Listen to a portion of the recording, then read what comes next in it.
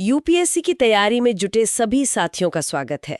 आज हम इतिहास के एक ऐसे कह सकते हैं मोड़ को समझने की कोशिश करेंगे जहां प्राचीन भारत की रूपरेखा धीरे धीरे मध्यकाल में ढल रही थी। जी।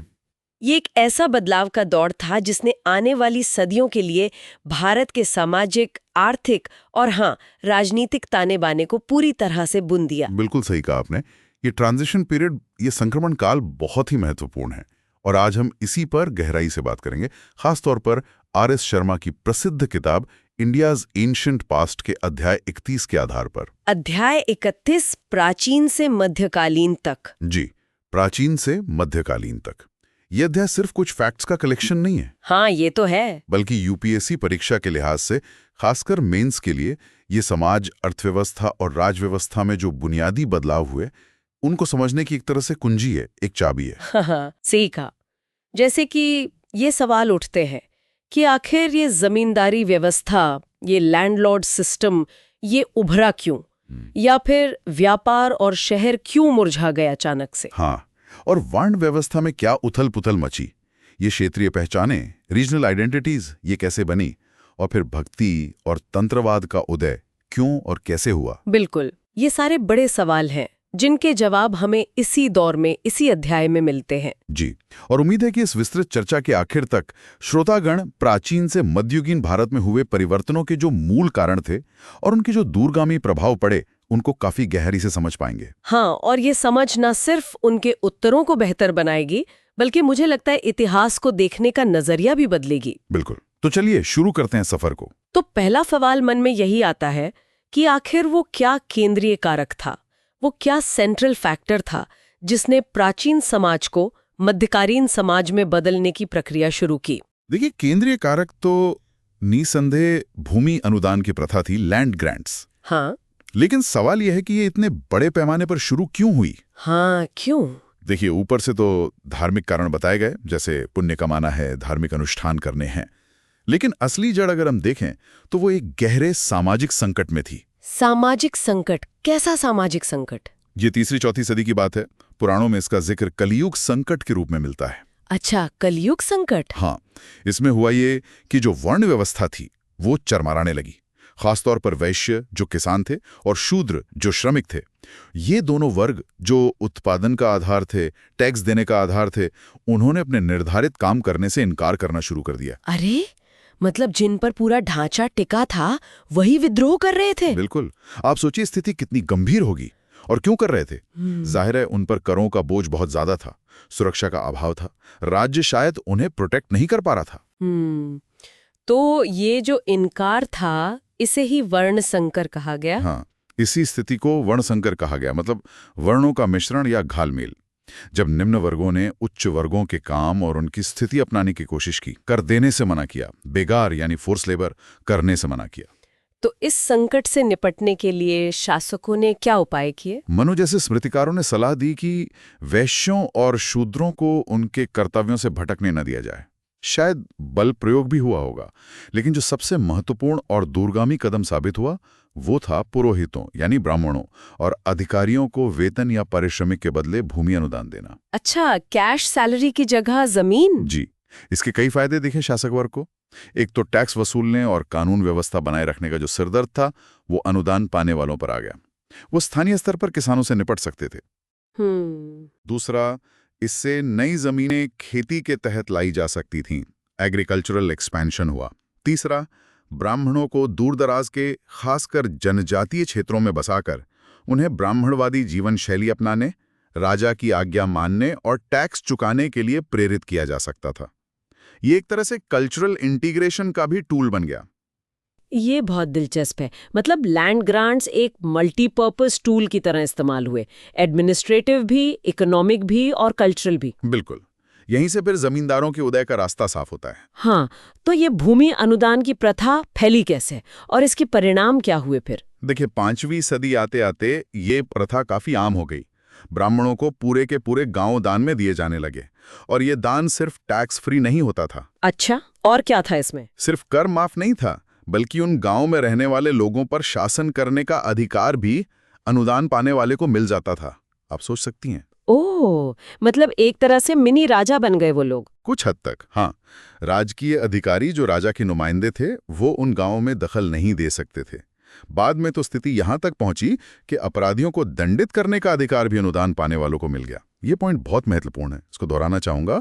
अपराधियों को दंडित करने का अधिकार भी ग्रांटी को मिल गया। ये तो सीधे सीधे राजा की शक्ति का क्षरण है, मतलब उसका जुरिस्डिक्शन कम हो रहा है। बिल्कुल।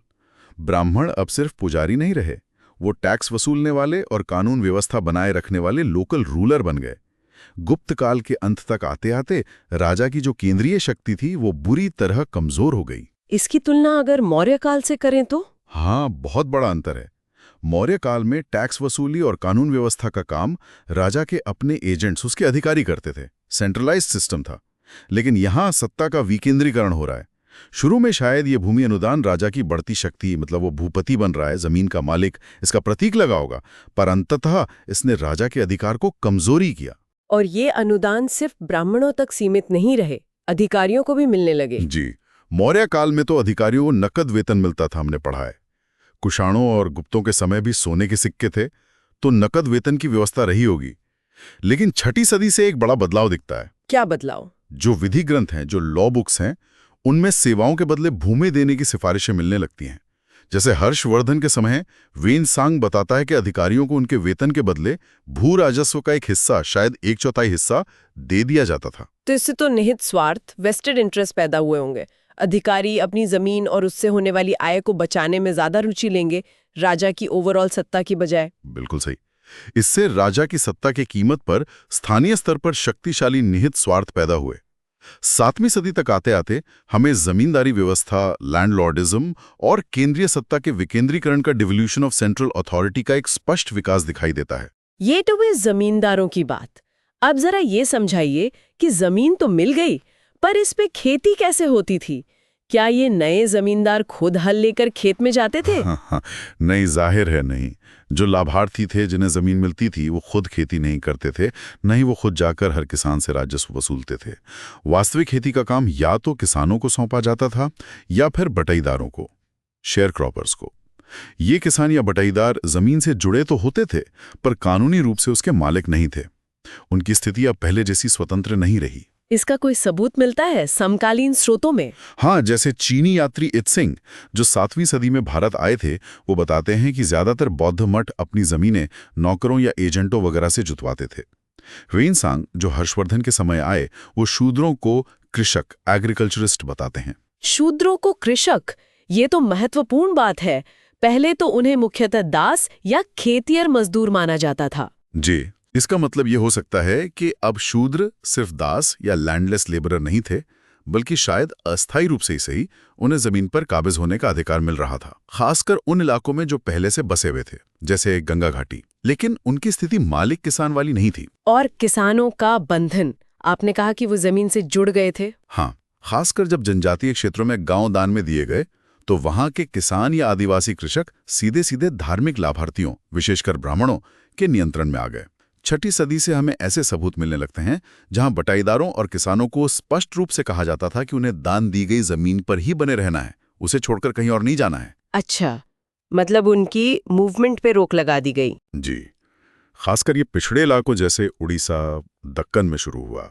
बाद में ये प्रथा गंगा बेसिन जैसे विकसित इलाकों तक भी फैली। किसानों और यहां तक कि कारीगरों को भी गांव छोड़ने से रोका गया। इससे उनकी गतिशीलता, उनकी मोबिलिटी खत्म हो गई। वो एक तरह से जमीन के साथ बंध गए। ये सामंतवाद का एक क्लासिक फीचर है। तो एक तरफ कृषि में ये गहरे बदलाव हो रहे थे, किसानों की स्थिति बदल रही थी। दूसरी तरफ व्यापार और शहरों का क्या हुआ इस दौर में? क्या वो फल फूल रहे थे या उनमें गिरावट आ रही थी? 6ठी सदी से व्यापार और नगरों में एक तीव्र गिरावट, एक शार्प डिक्लाइन देखने को मिलता है। इसके कई कारण थे। रोमन साम्राज्य के साथ जो भारत का फायदेमंद व्यापार था, वो तो 3री सदी में ही लगभग खत्म हो गया था। हाँ, रोमन साम्राज्य का पतन। बिल्कुल। फिर ईरान और बाइजेंटाइन साम्राज्य के साथ जो रेशम का व्यापार होता था, वो भी 6ठी सदी के मध्य तक आते आते लगभग बंद हो गया, क्योंकि बाइजेंटाइन लोगों ने खुद रेशम उत्पादन की तकनीक सीख ली थी। ओह, तो भारत का एक्सपोर्ट मार्केट काफी कम हो गया। जी, चीन और दक्षिण पूर्व एशिया के साथ कुछ व्यापार चलता रहा, पर उसका ज्यादातर फायदा बिचौलियों, खासकर अरब व्यापारियों ने उठाया। हाँ, एक चीज का व्यापार जरूर बढ़ा। किस चीज का? घोड़ों का व्यापार। क्योंकि ये जो सामंती व्यवस्था उभर रही थी, इसमें स्थानीय सरदारों, जमींदारों को अपनी सेनाएं रखनी होती थीं और उसके लिए घोड़ों की जरूरत थी। ये घोड़े मुख्यतः मध्य एशिया और फारस से आयात किए जाते थे। अरब व्यापारियों का इस इंपोर्ट ट्रेड पर भी काफी हद तक एकाधिकार था। लेकिन ओवरऑल व्यापार में गिरावट आई। इसका सबसे ठोस सबूत क्या है? इसका सबसे बड़ा और अकाट्य सबूत है 6ठी सदी के बाद लगभग 300 वर्षों तक भारत में सोने के सिक्कों का लगभग अभाव। मैं फिर दोहराता हूं, सोने के सिक्कों का लगभग अभाव। ये बहुत सिग्निफिकेंट है। सोने के सिक्के गायब हो गए, मतलब अर्थव्यवस्था में लिक्विडिटी की कमी। हाँ। और ये कमी सिर्फ उत्तर भारत में नहीं, दक्षिण भारत में भी दिखाई देती है। सोने के सिक्के हाई वैल्यू ट्रेड के लिए जरूरी होते हैं। उनका न होना ये दिखाता है कि बड़े पैमाने का व्यापार या तो बहुत कम हो गया था या बार्टर सिस्टम पर ज्यादा चल रहा था। और जाहिर है, अगर व्यापार गिरेगा तो शहर जो व्यापार के केंद्र होते हैं उनका क्या होगा? उनका भी पतन होगा। बिल्कुल।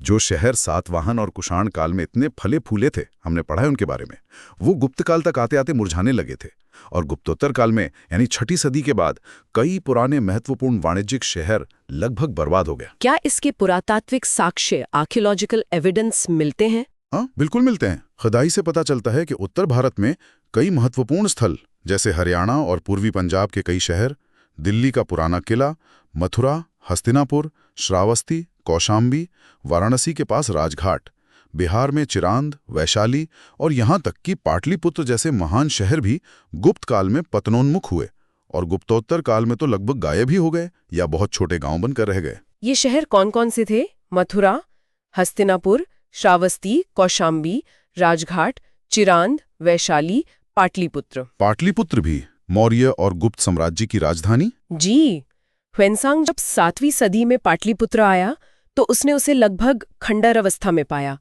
उसमें बुद्ध से जुड़े कई अन्य पवित्र नगरों का भी दौरा किया और उन्हें भी वीरान या बहुत कम आबादी वाला पाया। तो फिर इन शहरों में रहने वाले कारीगरों और व्यापारियों का क्या हुआ? जब बाजार ही सिकुड़ गए, डिमांड कम हो गई, तो कारीगर और व्यापारी शहरों से गांव की ओर भागे। और क्या करते? उन्होंने खेती अपना ली या खेती से जुड़े छोटे मोटे काम करने लगे। इसका एक क्लासिक उदाहरण मिलता है पश्चिमी तट के रेशम बुनकरों का एक पूरा समूह, एक गिल्ड, अपना मूल पेशा छोड़कर मंदसौर जो मालवा में है चला गया और वहां उन्होंने दूसरे पेशे अपना लिए। कुछ तो शायद सैनिक बन गए। ये तो बहुत बड़ा शिफ्ट है, अर्बन से रूरल इकोनॉमी की तरफ। बिल्कुल। और इसका एक और परिणाम हुआ। जब बाहर से सामान आना कम हो गया, शहरों से सप्लाई चेन टूट गई, तो गांव को अपनी जरूरत की चीजें जैसे तेल, नमक, मसाले, यहां तक कि कपड़ा भी खुद ही पैदा करनी पड़ी या स्थानीय स्तर पर ही उनका इंतजाम करना पड़ा। इससे उत्पादन की छोटी छोटी आत्मनिर्भर इकाइयां, सेल्फ सफिशिएंट विलेज इकोनॉमीज बनी। अच्छा, तो मतलब गांव अपने आप में एक क्लोज्ड यूनिट की तरह हो गए। काफी हद तक हाँ। बाहरी दुनिया से उनका लेन देन बहुत कम हो गया। अच्छा, एक बात और, कुछ व्यापारी जो शायद बहुत अमीर थे वो पूरी तरह गायब नहीं हुए। उनमें से कुछ ने अपना पैसा जमीन में लगाया और वो जमींदार बन गए, या फिर मंदिरों को जो जमीन दान में मिलती थी उसके प्रबंधन का काम देखने लगे, ट्रस्टी बन गए। तो व्यापार और शहरीकरण के पतन ने ग्रामीण अर्थव्यवस्था को और मजबूत किया, लेकिन एक अलग तरीके से, आत्मनिर्भर और शायद थोड़ी पिछड़ी हुई अर्थव्यवस्था के रूप में। हाँ, आप कह सकती हैं। ये मध्यकालीन भारतीय अर्थव्यवस्था की एक महत्वपूर्ण विशेषता बनी। अब आते हैं समाज पर। इन बड़े आर्थिक बदलावों का, जमींदारों के उदय का, व्यापार के पतन का वर्ण व्यवस्था पर क्या असर पड़ा? क्या वो वैसी ही बनी रही जैसी प्राचीन काल में थी? नहीं, बिल्कुल नहीं। उसमें भी बहुत महत्वपूर्ण और गहरे बदलाव आए। सबसे पहला और बड़ा बदलाव तो ये हुआ कि जमींदारों का जो नया वर्ग उभरा, उसने पुरानी वर्ण व्यवस्था को डिस्टर्ब कर दिया। कैसे? देखिए, जमींदार अब किसान और राजा के बीच में एक इंटरमीडिएरी, एक बिचौलिया वर्ग बन गया। इसने वैश्यों की स्थिति को कमजोर किया। वैश्य जो पहले मुख्य रूप से स्वतंत्र किसान या व्यापारी माने जाते थे, उनकी आर्थिक स्थिति गिरी और सामाजिक रूप से भी वो अब उतने महत्वपूर्ण नहीं रहे। कई जगहों पर उनकी स्थिति लगभग शूद्रों के स्तर तक गिर गई। ये पुराना जो ब्राह्मणवादी क्रम था, जिसमें वैश्य एक महत्वपूर्ण स्थान रखते थे, वो बदल गया। और ब्राह्मणवादी व्यवस्था का क्या हुआ? क्या वो कमजोर हुई? नहीं, उल्टा हुआ। भूमि अनुदान के माध्यम से ब्राह्मणवादी व्यवस्था का प्रसार और तेज हो गया। ये उत्तर भारत से बंगाल और दक्षिण भारत जैसे दूरदराज के इलाकों तक फैली। लेकिन इन बाहरी इलाकों में वर्ण व्यवस्था का रूप थोड़ा अलग था। वहां समाज मुख्यतः दो ही प्रमुख वर्गों में बटा हुआ दिखता है, ब्राह्मण जिन्हें जमीनें मिली थी और बाकी सब जिन्हें मोटे तौर पर शूद्र माना गया। क्षत्रिय और वैश्य वर्ण वहां उतने स्पष्ट में ही थे जितने गंगा घाटी में। अच्छा, और ये जो नए जमींदार वर्ग उभर रहे थे, क्या वो सब किसी एक ही वर्ण के थे? नहीं, यही तो एक और पेच था। सत्ता पर कब्जा करने या भूमि अनुदान पाने से कई तरह के भूस्वामी वर्ग उभरे। अब जब किसी व्यक्ति को जमीन और शक्ति मिल जाती थी, चाहे वो किसी भी निचले वर्ण का क्यों न रहा हो, वो समाज में ऊंचा स्थान चाहता था। हाँ, ये तो स्वाभाविक है।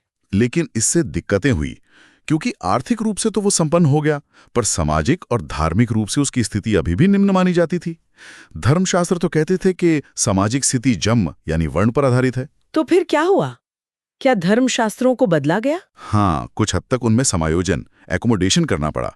इन नए भूस्वामी वर्गों को मान्यता देने के लिए ग्रंथों ने कुछ बदलाव किए गए। इसका एक दिलचस्प उदाहरण 6ठी सदी के ज्योतिषी और खगोल शास्त्री वराह मिहिर के लेखन में मिलता है। वराह मिहिर, उन्होंने क्या कहा? उन्होंने घरों का आकार निर्धारित करते समय सिर्फ वर्ण का ही ध्यान नहीं रखा, बल्कि शासक प्रमुखों की श्रेणियों का भी ध्यान रखा। यानी भूमि का स्वामित्व और शक्ति भी अब सामाजिक स्थिति का एक पैमाना बन रही थी, सिर्फ जन नहीं। ये एक बहुत महत्वपूर्ण बदलाव है, इसे हमें ध्यान में रखना चाहिए। वराह मिहिर ने क्या किया? घरों का आकार वर्ण के साथ साथ शासक प्रमुखों की श्रेणियों यानी भूमि स्वामित्व के अनुसार भी निर्धारित किया। ये वाकई बहुत बड़ा बदलाव है। मतलब सामाजिक हैसियत अब सिर्फ जन्म से नहीं, बल्कि दौलत और ताकत से भी तय होने लगी थी। जी, हालांकि यह प्रक्रिया धीमी थी और तनाव भरी भी रही होगी। अच्छा, इसी दौर में महिलाओं की स्थिति में भी कुछ बदलाव दिखते हैं। जैसे नियोग यानी विधवा को संतान प्राप्ति के लिए देवर आदि से संबंध बनाने की जो प्रथा थी, उसे अब केवल निम्न वर्ग की महिलाओं तक सीमित कर दिया गया। और अचल संपत्ति यानी जमीन जायदाद पर महिलाओं का अधिकार लगभग खत्म सा हो गया। और जातियों का क्या हुआ? क्या वर्ण व्यवस्था के अंदर जातियां भी बढ़ी? हाँ, ये एक और बहुत बड़ा फिनोमिनन है इस दौर का। 7वीं सदी से तो जैसे जातियों की बाढ़ आ गई, अनगिनत नई जातियां बनी। अनगिनत? इतनी ज्यादा क्यों? इसके कई कारण थे। 8वीं सदी का एक पुराण तो यहां तक कहता है कि वैश्य महिलाओं और निम्न जाति के पुरुषों के बीच संबंधों से हजारों मिश्रित जातियां बन गईं। शूद्रों और अछूतों में तो अनगिनत उपजातियां बनी। यहां तक कि ब्राह्मणों और राजपूत एक महत्वपूर्ण योद्धा वर्ग के रूप में 7वीं सदी के आसपास उभरते हैं, में भी कई उपजातियां बन गईं। लेकिन ये जातियां बढ़ी क्यों? इसके पीछे क्या सामाजिक आर्थिक कारण थे? कई कारण थे। एक तो जैसा हमने देखा, अर्थव्यवस्था ज्यादातर ग्रामीण और आत्मनिर्भर हो गई थी। लोगों का एक जगह से दूसरी जगह जाना, मोबिलिटी बहुत कम हो गई थी। तो अलग अलग क्षेत्रों में एक ही पेशा करने वाले लोग भी आपस में घुल मिल नहीं पाते थे। और स्थानीयता, रीजनलिज्म के आधार पर अलग अलग उपजातियों में बढ़ गए। जैसे कुम्हार हैं तो बंगाल के कुम्हार अलग, बिहार के अलग, महाराष्ट्र के अलग। अच्छा, मतलब ज्योग्राफिकल आइसोलेशन एक कारण बना। जी। दूसरा बड़ा कारण था जनजातीय लोगों का ब्राह्मणवादी समाज में समावेश। ये भूमि अनुदान के जरिए हुआ, जैसा हमने पहले बात की। जब इन जनजातीय समूहों को हिंदू समाज में शामिल किया गया तो उन्हें आमतौर पर शूद्र या फिर किसी मिश्रित जाति का दर्जा दिया गया, और हर जनजाति अपने आप में एक अलग जाति बन गई, जैसे गोंड, भील, संथाल वगैरह। ओह, तो मतलब ट्राइबल ग्रुप्स को कास्ट सिस्टम में इंटीग्रेट कर लिया गया, उन्हें एक जाति का लेबल देकर। हाँ, ये भारतीय समाज के निर्माण की एक बहुत महत्वपूर्ण प्रक्रिया थी जो इस दौर में तेज हुई। इससे जातियों की संख्या में जबरदस्त वृद्धि हुई। तो ये जो सामाजिक और आर्थिक बिखराव था, गांव आत्मनिर्भर हो रहे थे, लोग ज्यादा घूम फिर नहीं रहे थे, क्या इसी से क्षेत्रीय पहचानों का भी उदय हुआ? मतलब लोग खुद को भारतीय से ज्यादा बंगाली या महाराष्ट्रियन या तमिल समझने लगे। बिल्कुल, ये एक बहुत ही महत्वपूर्ण डेवलपमेंट है। 6ठी-7वीं सदी के आसपास हमें स्पष्ट रूप से अलग अलग सांस्कृतिक इकाइयों, कल्चरल यूनिट्स का निर्माण होता हुआ दिखाई देता है, जिन्हें बाद में हम कर्नाटक, महाराष्ट्र, उड़ीसा, राजस्थान, तमिलनाडु आदि राज्यों के नाम से जानते हैं। इसके क्या सबूत हैं? ह्वेनसांग, जो 7वीं सदी में आया, उसने अपने यात्रा विवरण में कई राष्ट्रीयताओं, नेशनैलिटीज का उल्लेख किया है। 8वीं सदी के अंत के कुछ जैन ग्रंथों में तो 18 प्रमुख जनसमूहों या राष्ट्रीयताओं का जिक्र मिलता है। उनमें उनकी शारीरिक विशेषताओं, उनकी भाषाओं के नमूनों और उनके चरित्र का भी वर्णन है। अच्छा, 18 राष्ट्रीयताएं? जी। फिर 9वीं सदी के एक प्रसिद्ध नाटककार हुए, विशाखदत्त। जिन्होंने मुद्रा राक्षस लिखा था। उन्होंने भी अपने नाटकों में अलग अलग क्षेत्रों के अलग अलग रीति रिवाजों, पहनावे और भाषाओं का उल्लेख किया है। और भाषाओं का क्या हुआ? क्या संस्कृत का प्रभुत्व कम हुआ? संस्कृत तो शासक वर्ग और विद्वानों की भाषा बनी रही, लेकिन आम लोगों के स्तर पर क्षेत्रीय भाषाओं का विकास बहुत तेजी से हुआ। 7वीं सदी से भारत के भाषाई इतिहास में एक महत्वपूर्ण मोड़ आता है, अपभ्रंश भाषाओं का जन्म। यह लगभग 600 से 1000 ईस्वी के बीच का काल है। अपभ्रंश, ये क्या थी? अपभ्रंश को आप प्राकृत भाषाएं जो पहले बोली जाती थीं और आधुनिक इंडो आर्यन भाषाएं जैसे हिंदी, बंगाली, मराठी, गुजराती के बीच की कड़ी समझ सकते हैं। ये बिगड़ा हुआ रूप था प्राकृत का, इसीलिए इसे अपभ्रंश कहा गया। इसमें बहुत सारा जैन साहित्य लिखा गया। तो इन्हीं अपभ्रंश भाषाओं से आज की भाषाएं निकली? जी हाँ, अपभ्रंश के जो बौद्ध और जैन ग्रंथ मिलते हैं उनमें हमें आधुनिक भाषाओं की शुरुआती झलक मिलती है। जैसे पूर्वी भारत की अपभ्रंश से बंगाली, असमिया, मैथिली, उड़िया और पूर्वी हिंदी जैसी भाषाएं विकसित हुई। पश्चिमी भारत की अपभ्रंश से गुजराती और राजस्थानी निकली। इसी तरह उत्तरी और मध्य भारत में पश्चिमी हिंदी वगैरह। दक्षिण में तमिल तो पहले से ही एक विकसित भाषा थी, लेकिन कन्नड़ भाषा का विकास इसी समय के आसपास प्रमुखता से हुआ। तेलुगु और मलयालम भाषाएं इसके बाद विकसित हुई। लेकिन सवाल ये है कि हर क्षेत्र ने अपनी अलग भाषा क्यों विकसित की? पहले तो प्राकृत या संस्कृत का ज्यादा चलन था पूरे देश में। इसके पीछे वही कारण है जो हमने पहले डिस्कस किए। गुप्त साम्राज्य के टूटने के बाद छोटे छोटे स्वतंत्र राज्यों का उदय हुआ। इससे जो एक देशव्यापी संपर्क और कम्युनिकेशन था वो बाधित हुआ। व्यापार में गिरावट ने भी अलग अलग क्षेत्र के लोगों के बीच बातचीत और संपर्क को कम किया। जब लोग आपस में मिलेंगे जुलेंगे नहीं तो उनकी बोलियां धीरे धीरे अलग भाषाओं का रूप ले लेंगी। सही बात है। मतलब पॉलिटिकल और इकोनॉमिक फ्रैगमेंटेशन ने लिंग्विस्टिक डाइवर्सिफिकेशन को बढ़ावा दिया। बिल्कुल। और सिर्फ भाषा ही नहीं, लिपियां भी अलग अलग हो गईं। लिपियां भी? हाँ, आप देखेंगे कि मौर्य काल से लेकर गुप्त काल तक कमोबेश एक ही लिपि, ब्राह्मी और उसकी डेरिवेटिव लिपियां पूरे भारत में चलती थी। लेकिन 7वीं सदी के बाद स्थिति बदल गई। हर क्षेत्र की अपनी अलग लिपि विकसित होने लगी। जैसे उत्तर में नागरी, पूर्व में पूर्वी नागरी, जिससे बंगाली असमिया लिपि बनी। दक्षिण में ग्रंथ लिपि, कन्नड़ तेलुगु लिपि वगैरह। तो मतलब भारत इस दौर में राजनीतिक, आर्थिक, सामाजिक और अब हम देख रहे हैं सांस्कृतिक रूप से भी ज्यादा खंडित और क्षेत्रीय होता जा रहा था। जी हाँ, ये इस युग की एक प्रमुख विशेषता है, क्षेत्रीयता का उदय। इस बदलते हुए माहौल का, इस सामंती समाज का साहित्य पर क्या असर पड़ा? क्या लिखने की शैली, विषय वस्तु, उसमें भी कुछ बदलाव आए? हाँ, बिल्कुल आए। संस्कृत भाषा, जैसा मैंने कहा, शासक वर्ग और विद्वानों की भाषा बनी रही। लेकिन 6ठी-7वीं सदी से हमें संस्कृत गद्य और पद्य की शैली में एक खास तरह का बदलाव दिखता है। ये बहुत ज्यादा अलंकृत, ऑर्नेट होती चली गई। अलंकृत मतलब उसमें रूपकों, उपमाओं, लंबे लंबे विशेषणों, श्लेष आदि अलंकारों का बहुत ज्यादा प्रयोग होने लगा। शब्द जाल इतना बढ़ गया कि कई बार मूल अर्थ समझना ही मुश्किल हो जाता था। ये शैली शायद उस समय के जो सामंती प्रभु थे, जमींदार थे, उनकी शान शौकत, उनके आडंबर और दिखावे के अनुरूप थी। बाणभट्ट का गद्य, जैसे हर्षचरित या कादंबरी, इसका उत्कृष्ट उदाहरण है। बहुत क्लिष्ट संस्कृत है। तो ये कृत्रिम शैली क्यों फैशनेबल हो गई? शायद ये जमींदारों के सामाजिक वर्चस्व को दर्शाने का एक तरीका था। अभिजात्य वर्ग के लेखक ऐसी कृत्रिम, मुश्किल शैली में लिखकर खुद को आम लोगों से अलग दिखाते थे। इसने जमींदारों और किसानों के बीच की जो खाई थी उसे शायद और चौड़ा ही किया होगा। इस दौर के साहित्य के बारे में डीडी कोसाम्बी का भी एक मत है शायद। हाँ, प्रसिद्ध इतिहासकार डीडी कोसाम्बी मानते थे कि इस सामंती साहित्य की एक विशिष्ट पहचान थी, यौनिकता और धर्म का घालमेल, उनका संयोजन। यौन और धर्म का संयोजन, ये कैसे? उनका मानना था कि जो अवकाश भोगी लेजर क्लास भूस्वामी वर्ग था, उनके पास करने को ज्यादा कुछ था नहीं, तो उन्होंने ऐसे संस्कृत लेखकों को संरक्षण दिया जिन्होंने यौन विषयों और तंत्रवाद पर लिखा। इस दौर में यौन मिलन को परम दिव्य सत्ता के साथ मिलन के रूप में देखा जाने लगा। खासकर वज्रयानी तांत्रिक बौद्ध धर्म में पुरुष और स्त्री के यौन मिलन से परम ज्ञान या आनंद की प्राप्ति की बात कही गई।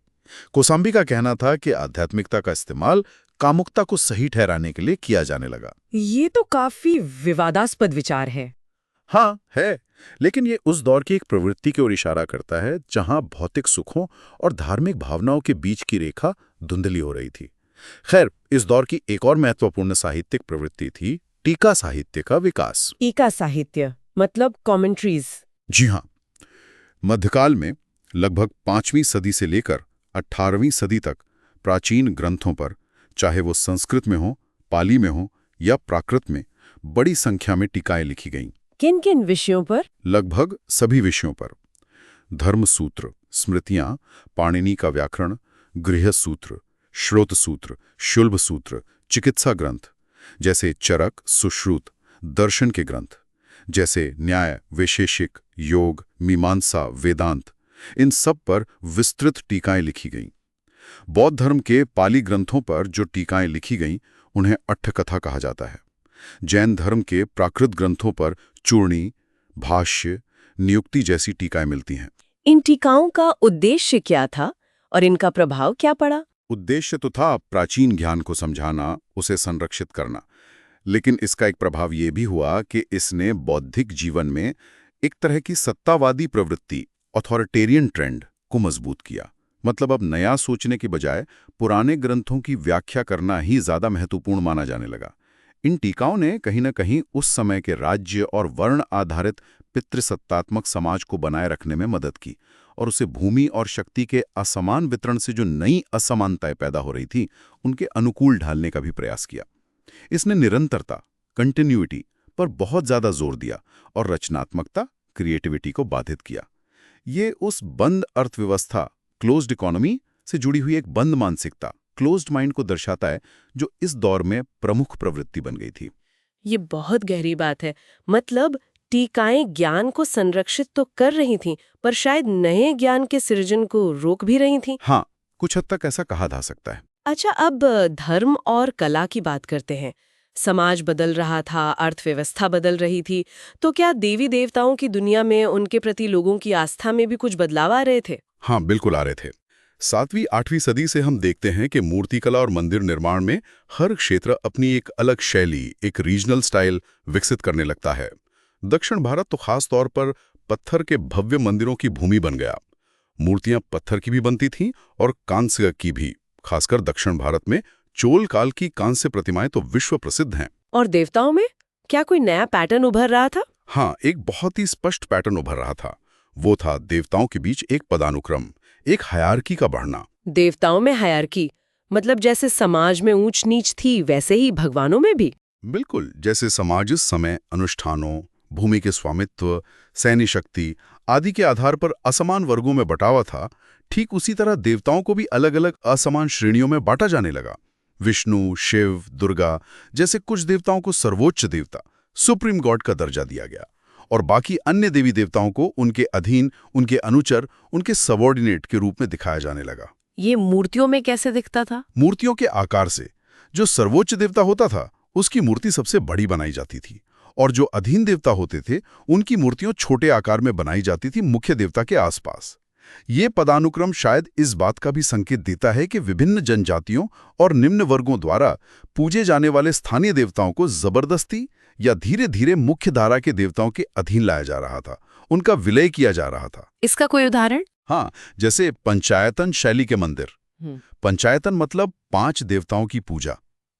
इसमें एक मुख्य मंदिर होता था जिसमें मुख्य देवता मान लीजिए शिव या विष्णु स्थापित होते थे और मंदिर परिसर के चारों कोनों पर 4 सहायक मंदिर होते थे जिनमें बाकी के 4 प्रमुख देवता जैसे शिव के मंदिर में विष्णु, सूर्य, गणेश, देवी स्थापित होते थे। यहां भी एक हायरार्की दिखती है, एक मुख्य और 4 सहायक। और जो पुराने वैदिक देवता थे जैसे इंद्र, वरुण, यम, उनका क्या हुआ? उनकी स्थिति काफी गिर गई। उन्हें अब मुख्य देवताओं के दरबार में लोकपाल यानी द्वारपाल या दिशाओं के सुरक्षा guard, guardians of the directions की स्थिति में दिखाया जाने लगा। तो ये जो दैवीय पदानुक्रम था, ये असल में सांसारिक पदानुक्रम जो समाज में चल रहा था उसी का प्रतिबिंब था, उसी का रिफ्लेक्शन था। ये तो बहुत दिलचस्प है। क्या ये हायरार्की धार्मिक संगठनों में भी दिखती थी? हाँ, दिखती थी। जैन मठ हों या शैव और वैष्णव मठ हों, उनके संगठन में भी लगभग 5 श्रेणियों का एक पदानुक्रम देखने को मिलता था। सबसे ऊपर आचार्य होते थे, फिर उपाध्याय, फिर सामान्य साधु, फिर श्रावक या उपासक वगैरह। तो मतलब हायरार्की हर जगह व्याप्त हो रही थी, समाज में, देवताओं में, मठों में। जी हाँ, ये उस युग की मानसिकता को दर्शाता है। इसी दौर में भक्ति आंदोलन की भी शुरुआत हुई या वो और फैला? हाँ, भक्ति पंथ की जड़ें तो प्राचीन काल में भी मिलती हैं, लेकिन 7वीं सदी से ये पूरे भारत में और खासकर दक्षिण भारत में एक बड़े आंदोलन के रूप में फैला। आलवार वैष्णव संत और नायनार शैव संतों ने इसे बहुत लोकप्रिय बनाया। भक्ति का मूल कॉन्सेप्ट क्या था? भक्ति का अर्थ था भक्त अपना सब कुछ तन मन धन भगवान को अर्पित कर देता है, पूरी तरह से सरेंडर कर देता है और बदले में उसे भगवान का प्रसाद यानी उनकी कृपा, उनका अनुग्रह प्राप्त होता है। यह भक्तों का अपने भगवान के प्रति एक पूर्ण समर्पण, टोटल सबमिशन था। क्या इसकी तुलना उस समय की सामाजिक व्यवस्था से की जा सकती है? हाँ, इतिहासकारों ने इसकी तुलना उस सामंती व्यवस्था से की है जो उस समय विकसित हो रही थी। जैसे एक काश्तकार या किसान अपने जमींदार या स्वामी पर पूरी तरह निर्भर होता था। वो स्वामी की सेवा करता था, उसे नजराना देता था और बदले में उसे स्वामी से जमीन पर खेती करने का अधिकार और सुरक्षा मिलती थी। कुछ वैसा ही संबंध भक्त और भगवान के बीच स्थापित हुआ। भक्त भगवान की सेवा करता है, पूजा अर्चना करता है और बदले में भगवान उसकी रक्षा करते हैं, उसकी इच्छाएं पूरी करते हैं। ये एक इंटरेस्टिंग पैरेलल है। हाँ, और चूंकि भारत में सामंतवाद के तत्व काफी लंबे समय तक बने रहे, इसलिए भक्ति की ये भावना भारतीय मानस में, भारतीय लोकाचार में बहुत गहराई तक समा गई। आज भी आप देख सकती हैं। सही कहा। अब एक और चीज जिसका जिक्र आता है इस दौर में, वो है तंत्रवाद, तंत्रिज्म।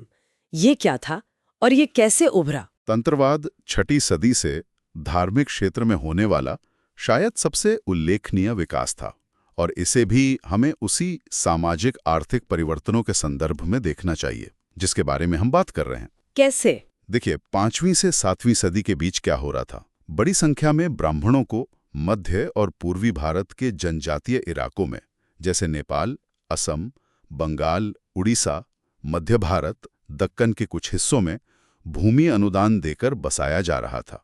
और ठीक इसी समय हम देखते हैं कि तांत्रिक ग्रंथ लिखे जाने लगे, तांत्रिक पूजा स्थल बनने लगे और तांत्रिक प्रथाएं अस्तित्व में आने लगी। तो इन दोनों घटनाओं में एक संबंध दिखता है। तंत्रवाद की मुख्य विशेषताएं क्या थीं? इसकी 2-3 मुख्य बातें थीं। पहली, इसने महिलाओं और शूद्रों दोनों को अपने दायरे में शामिल किया, जिन्हें अक्सर मुख्यधारा के वैदिक धर्म में उतना महत्व नहीं दिया जाता था। दूसरी, इसमें जादुई अनुष्ठानों, मैजिकल रिचुअल्स पर बहुत ज्यादा जोर था।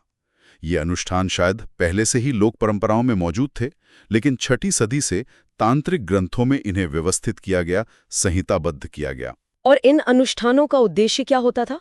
इनका उद्देश्य अक्सर भौतिक इच्छाओं की पूर्ति करना होता था, जैसे धन संपत्ति पाना, दुश्मनों का नाश करना या फिर बीमारियों और चोटों का इलाज करना।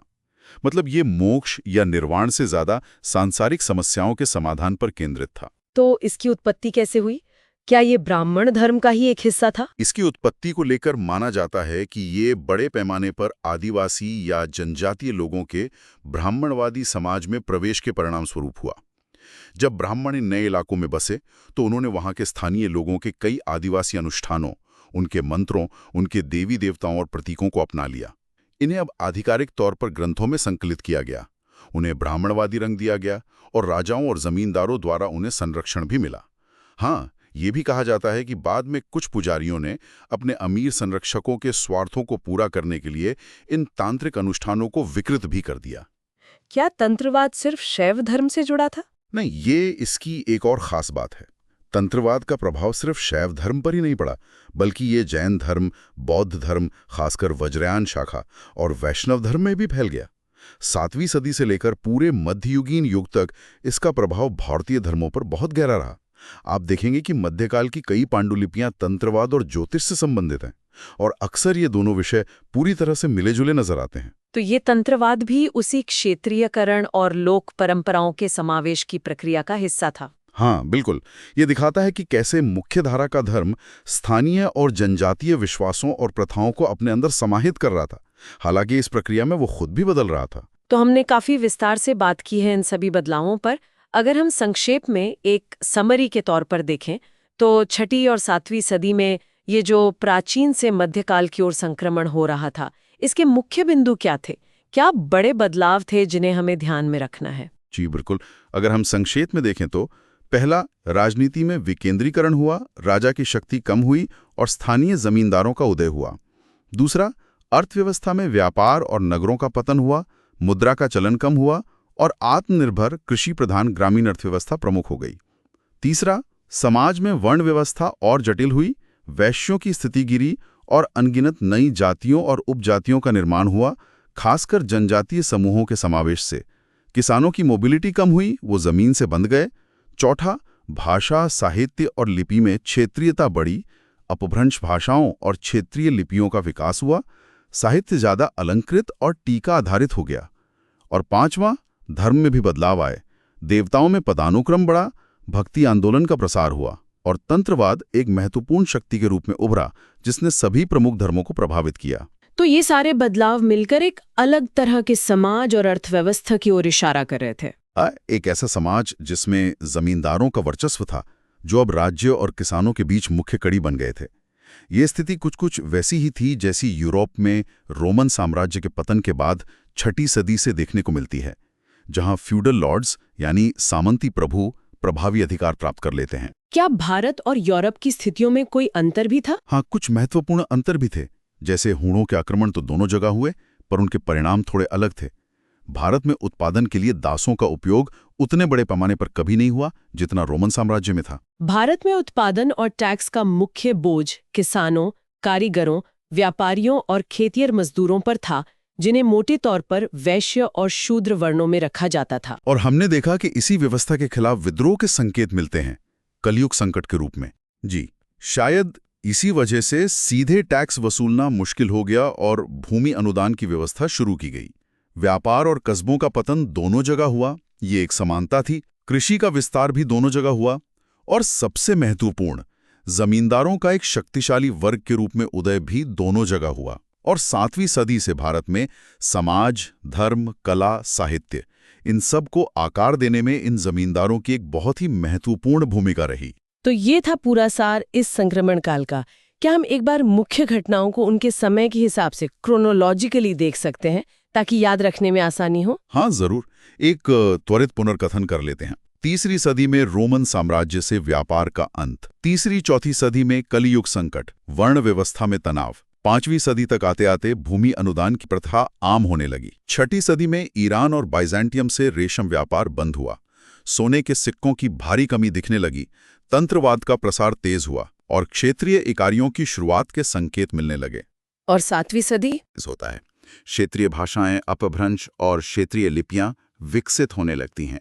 वे इंसान भारत आता है और भक्ति का प्रसार भी जोर पकड़ता है, खासकर दक्षिण में। इसके बाद 8वीं सदी में हम देखते हैं कि क्षेत्रीय मंदिर शैलियां स्पष्ट होने लगती हैं और जैन ग्रंथों में विभिन्न राष्ट्रीयताओं का जिक्र मिलता है। 9वीं सदी में विशाखादत्त जैसे लेखक विभिन्न क्षेत्रीय रीति रिवाजों का वर्णन करते हैं। तो ये एक मोटा कालक्रम है इन बदलावों का। बहुत बढ़िया, ये क्रोनोलॉजी याद रखने में मदद करेगी। तो इस पूरी गहन चर्चा से यूपीएससी परीक्षा के लिए हम क्या मुख्य बातें, क्या की टेकअवेज निकाल सकते हैं? हाँ, बिल्कुल। अगर हम बुलेट पॉइंट्स में देखें तो पहला और सबसे महत्वपूर्ण, भूमि अनुदान, लैंड ग्रांट्स, ये प्राचीन से मध्यकाल में संक्रमण का केंद्रीय कारक था। इसी ने सामाजिक, आर्थिक और राजनीतिक संरचना को बदल डाला। दूसरा, जमींदारों का उदय। इसके कारण राजा की शक्ति कम हुई, किसानों की स्थिति में गिरावट आई, वैश्य से शूद्र स्तर तक, और समाज में एक नया शक्तिशाली वर्ग उभरा। तीसरा, अर्थव्यवस्था में बदलाव। व्यापार और नगरों का पतन हुआ, जिसका बड़ा सबूत है सिक्कों की कमी।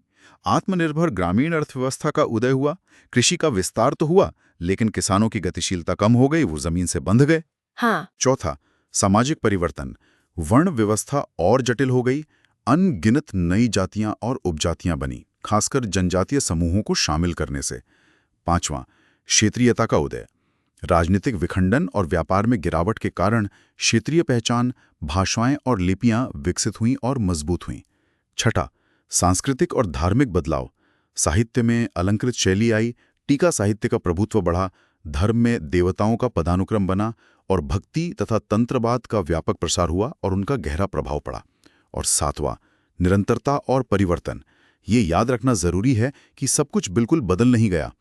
प्राचीन तत्व बने रहे, लेकिन मध्ययुगीन विशेषताएं ज्यादा प्रभावी हो गई।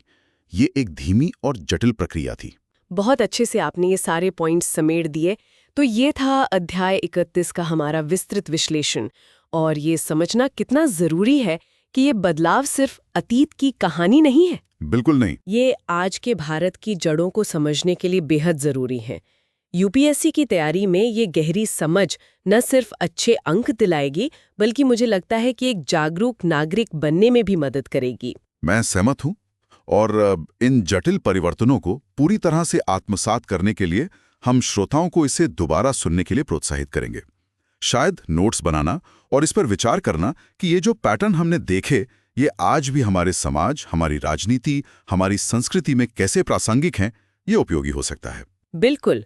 और एक सवाल हम श्रोताओं के सोचने के लिए छोड़ जाते हैं। जिस तरह उस युग में जमीन ने शक्ति और सामाजिक स्थिति को पुनर्परिभाषित किया, क्या आज के डिजिटल युग में डेटा या सूचना कुछ वैसी ही भूमिका निभा रहे हैं? इस पर सोचिएगा जरूर। दिलचस्प सवाल है। तो अगर आपको ये गहन चर्चा उपयोगी लगी तो कृपया सुन लो यूपीएससी यूट्यूब चैनल को लाइक करें, अपने साथी अभ्यर्थियों के साथ इसे शेयर करें, अपने विचार और प्रश्न नीचे कमेंट सेक्शन में जरूर लिखें, और हाँ, आगे भी ऐसे ही विस्तृत विश्लेषण के लिए चैनल को सब्सक्राइब करना न भूलें। पढ़ते रहिए और आगे बढ़ते रहिए। जय हिंद।